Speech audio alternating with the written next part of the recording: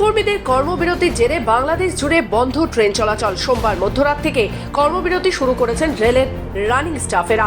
তাদের এই কর্মবিরতির জেরেই বাংলাদেশে ট্রেন চলাচল বন্ধ। এর জেরে ব্যাপক ভোগান্তির মধ্যে পড়েছেন যাত্রীরা।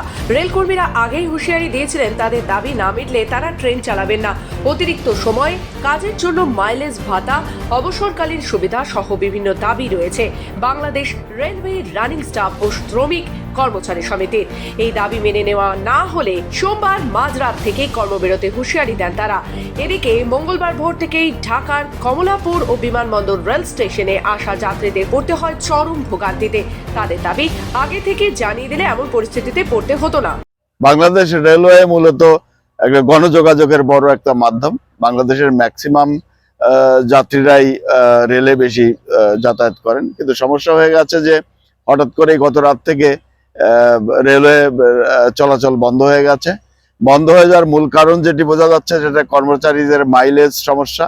তাদেরকে মাইলেজ না দেওয়ার কারণে তারা ধর্মঘট ডেকেছে এবং সেই ধর্মঘটের পরিপ্রেক্ষিতেই রেল যোগাযোগ বন্ধ হয়ে গেছে। কিন্তু বিষয়টি অস্বাভাবিকই মনে হচ্ছে, যদিও তারা দীর্ঘদিন যাবতই এই বিষয়টিকে সরকারি নজরে আনার চেষ্টা করছিল। তো সরকার সেই বিষয়টি থেকে ঠিক সঠিকভাবে কর্ণপাত করেনি বলেই আমরা ধারণা করতে পারি।